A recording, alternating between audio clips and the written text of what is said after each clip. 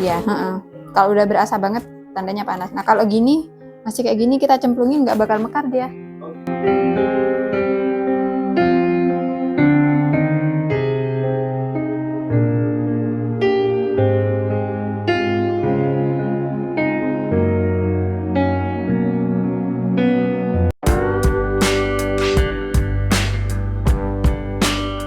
Assalamualaikum warahmatullahi wabarakatuh. Kenalin, nama aku Mutamimah ya, asli dari Serut, warga desa Serut, depan balai desa.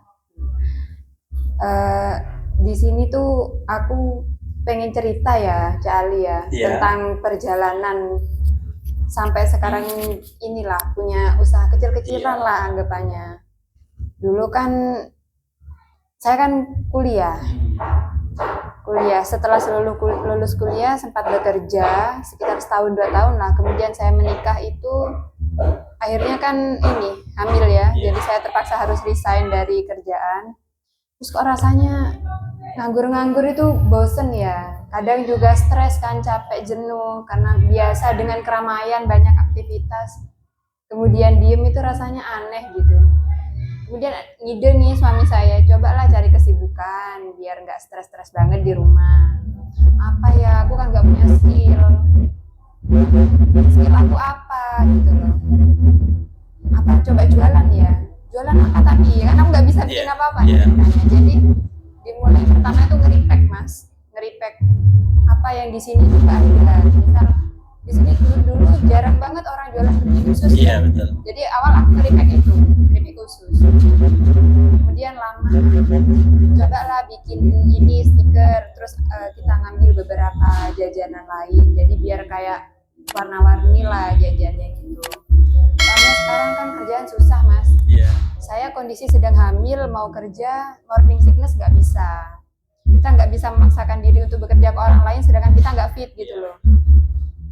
Jadi gimana caranya di rumah bisa istirahat tapi bisa ngasilin duit. Sekarang kan udah zamannya online ya, nggak harus kita dagang gitu loh. Jadi kayak kita posting di online, tergantung kayak sekreatifnya kita lah, menarik peminat buat beli jajanan kita. Nah kalau kita mematok kayak jajanan kita harus dengan harga mahal biar untungnya gede, nggak masuk. Soalnya kita tinggal di mana gitu kan, kita tinggalnya di desa. Jadi saya mikir nggak usah malu, sudah dibikin aja jualan yang kecil-kecil. Yang penting kan nanti orang repeat belinya. Kalau kadang kemahalan juga orang masih mikir ya mau beli. Jadi dibikin ciki-ciki itu mas, kecil-kecil. Nah setelah jadi bikin ciki-ciki itu, bikin desain juga, bikin ini pakai stiker. Lama-lama pakai stiker kok agak ini ya, modal juga udah agak banyak kan mas, karena stiker kan harus stiker tempel itu. Akhirnya pakai kertas aja. Tapi kita tetap desain sendiri, pakai komputer sendiri, ngeprint sendiri gitu. Dibikinlah ini kayak brand, nama anak saya kan Biru, jadi keripik usus si Biru, terus Milidi si Biru gitu. Jadi orang-orang tuh awal sampai aku juga nggak nyangka ya orang-orang tuh tahu. Ndak wes, aku wes njupuk keripik usus iku teh arek Serut. Oh si Biru, loh kok ngerti? Iya, iku wes akeh sing tuku gitu. Terus juga kan di sini belum ada yang namanya anaknya Biru ya. Jadi kayak nama Biru itu bisa jadi brand juga loh ternyata di sini. Oh Biru, iya itu keripik si Biru. Jadi kayak begitu orang-orang tahunya akhirnya.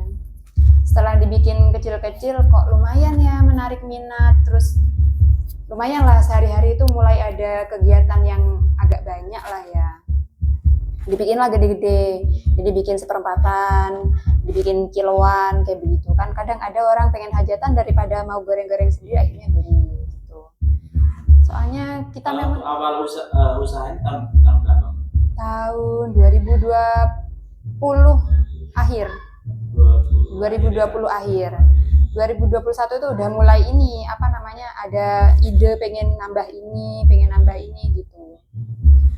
Terus setelah itu lama-lama sempat berhenti juga mas, punya anak bayi ya, sempat berhenti juga. Terus aku nggak mau jualan lagi sebentar dulu jangan jualan, soalnya kalau jualan itu kan ini ngurus anaknya takut keteteran, suami saya kan juga kerja. Jadilah berusaha lain nih, saya maksudnya itu nggak mau aku tuh stuck di sini gitu loh, aku tuh harus maju, mas aku cuma mau diem aja. memang ilmunya aku nggak bisa diterapkan di sini, tapi kan aku masih punya tenaga.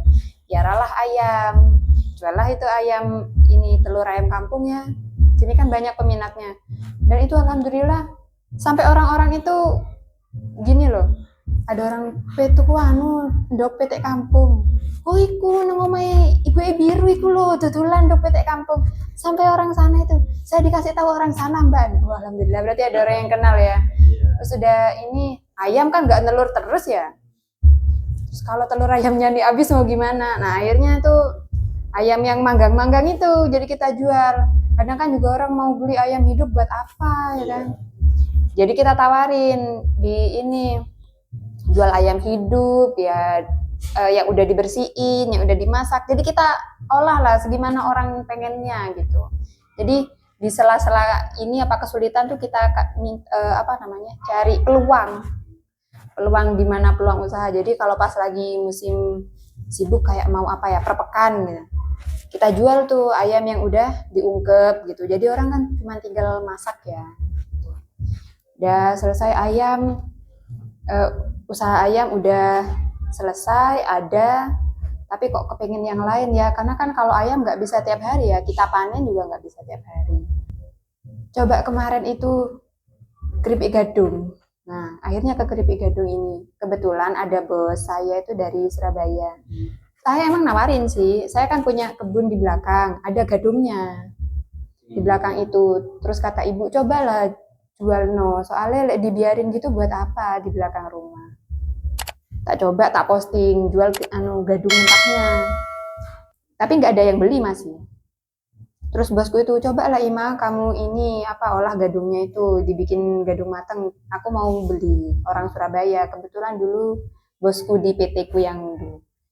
Oh ya Pak, sudah ini, nanti saya coba digali-gali, bikin di ini. Karena kan kalau ngolah gadung itu butuh waktu yang lama banget. Terus abis itu kayaknya dia butuh trik. Dia kan mengandung semacam yang bikin mabuk lah ya, kalau orang salah ngolahnya.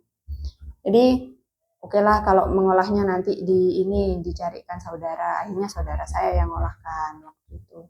Nah udah matangnya tinggal ini ya, setengah gak kering ya. Kita ambil, kita jemur. Proses jemurnya sendiri sambil goreng. Kita packing sendiri juga. Awalnya mau di packing gede-gede mas, kiloan gitu. Ternyata ya itulah susah kalau making kiloan kan, kadang orang mau beli langsung sekilo kan, mau dibuat apa ya terlalu banyak. Jadi ayolah beli ini kayak pouch, tapi yang bukan pouch plastik aja tapi kuat gitu loh, dibikin gitu bungkusan. Jadilah itu sekarang keripik gadung. Kalau untuk penjualannya Mbak, untuk saat ini gimana? Kalau saat ini tuh masih posting online, tapi posting online tuh lebih banyak sih sebenarnya. Kan ada dua peminatnya ya orangnya, mau yang mentah sama mau yang mateng. Jadi aku harus selalu ready itu mentah dan matangnya itu. Bungkusannya juga. Kadang orang mau ngicip dulu Mbak enak apa enggak. Kadang kan rasa gadung beda-beda ya Mas. Enggak, karena dia kan nggak pakai bumbu ya. Keripik yang nggak pakai bumbu tapi sedep itu ya gadung. Nggak kayak kerupuk. Kalau kerupuk kan dibumbuin dulu. Ini kan nggak pakai bumbu kan. Kecuali orang kayak request Mbak aku minta yang asin, baru kita kasih garam. Aku minta yang hambar, maksudnya yang asli gadung. Ya cuma digoreng gitu aja. Awal usaha keripik ini butuh modal berapa sih Mbak?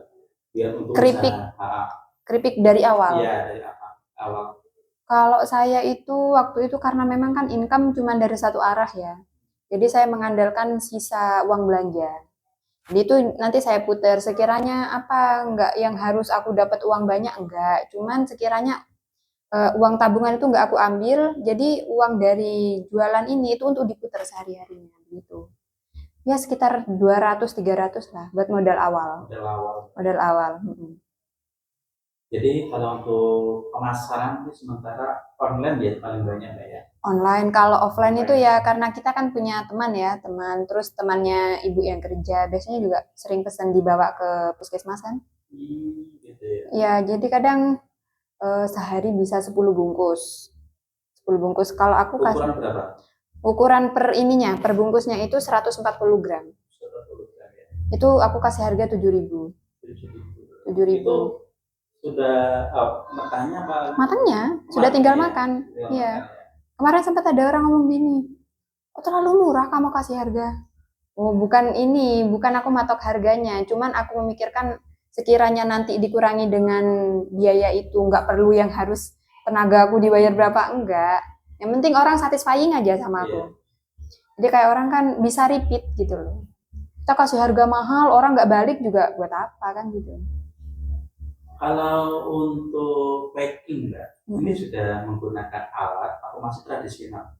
Masih manual mas. Manual berarti. Iya, jadi beberapa tahun ini tuh padahal kita udah kayak mau ini ya beli mesin press, cuman masih mikir lagi.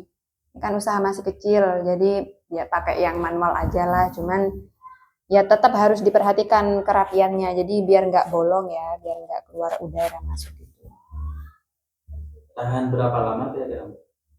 Kalau dibiarkan gitu semingguan juga pakai di dalam ini ya. Tapi kita harus pastiin kalau itu minyak sudah turun banget. Oh, mau di packing masih ada trik lagi ya? Oh, kalau sebelum packing itu masih lama, Mas. Jadi kalau misal orang pesan buat hari ini ya, nanti malam.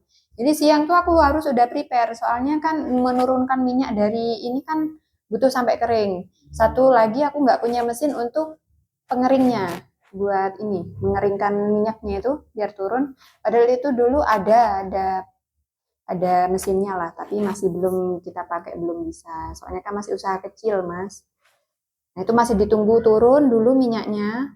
Setelah minyaknya turun, nah kelihatan nggak beling. Jadi udah permukaannya itu keset ya. Barulah masih dikasih garam. Nah, dikasih garam kan sifatnya dia agak cair nanti. Itu juga kita tunggu dia sampai nguap aja dulu. Biar nanti di dalam plastik itu kalau udah dijilid, itu nggak basah. Nggak ngembun dalamnya. Jadi dia tahan lama. Biasanya nunggu berapa lama Mbak untuk panasnya minyaknya Mbak? 2-3 menitan lah. Biar dia panas banget gitu. Soalnya kan harus sampai berasap gitu. Oh gitu. Iya, heeh. Kalau udah berasap banget, tandanya panas. Nah, kalau gini, masih kayak gini kita cemplungin nggak bakal mekar dia. Oh gitu. Jadinya jelek, nggak mekar, bantet Oh, gitu. ada banter juga ya kalau misalnya. Iya, ada Mas, bantet juga ada dia. Jadi permukaannya dia tetap kayak begini. Padahal kan dia nanti harusnya jadi begini ya. Kalau awal pertama goreng tempe gado itu berapa kilo kira-kira? Pertama banget itu aku goreng 4 kilo. 4 kilo ya. 4 kilo karena Per hari. per hari. Per hari. Cuman pasang surut ya, kadang 4 kilo, kadang kebesokannya ada orang yang pengennya mentahan. Jadi kita cuman goreng sekilo. Buat ini aja dibawa ke tempat kerja. Kadang suamiku kan juga ada pesanan dari tempat kerjanya kan. Gitu ya. Dibawa kerja gitu. Ya itu, jadi kita menyesuaikan aja, nggak yang kita harus goreng banyak, tapi kita tetap harus ada stok matangnya. Takut nanti ada orang pengen, dia enak langsung gitu.